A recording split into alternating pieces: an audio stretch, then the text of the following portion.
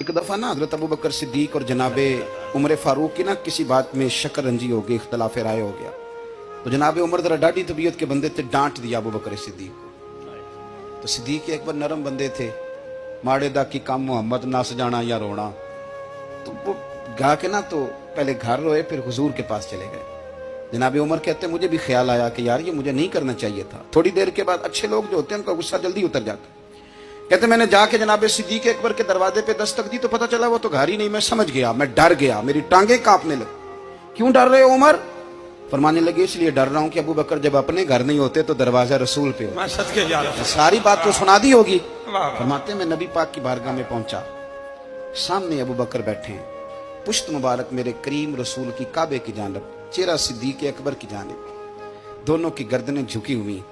जनाबे उमर पाक फरमाते हैं कि मैं बैठा था और सोच रहा था, सलाम ली, जवाब मिला, पर गर्दनें नहीं उठाई दोनों ने, मुकद्दस गर्दनें झुकी रही। मैं सोच रहा था कि अब हुजूर मुझे डांटेंगे तो मैं सिद्दीक के पैर पकड़ूंगा, मैं अली को सिफारिशी बनाऊंगा, मैं मिन्नत करूंगा, लेकिन कोई बोले तो बात बने ना। कहते जब देर हो गई, ये सुकूत भी बड़ा मुश्किल होता है।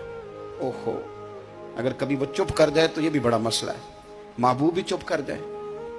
कहते मैं बड़ा परेशान हुआ, जब मेरा कलेजा मुंह को आया ना तो जनाबे उमर कहते मैं बोलने लगा तो आंसू मेरे पहले निकल गए। अल्लाहू अकबर। मैंने रो के कहा सोनिया भूल गया था, मैं गया था अबू बकर के घर माफी मांगने, पर ये यहाँ आ गए। ये मेरे दोस्तों इसे मेरी तकरीर ना समझना, मेरे रसूल पाक के ये असल लफ्ज आपको किताब में मिलेंगे। आप तब खातिब ने साथ उठा के देखें। जनाबे उमर कहते हैं मैंने अर्ज की हुजूर मैंने गलती समझ ली थी, मैं गया था अबू बकर के घर हुजूर, मैं भूल गया था।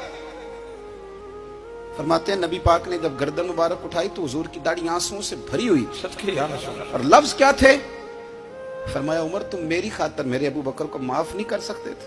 अब बात को समझे, ये नहीं फरमाया अबू बकर ने गलती नहीं की, फरमाया छोड़ नहीं सकते थे, तुम मेरी वजह से मेरे साहब को छोड़ नहीं सकते थे।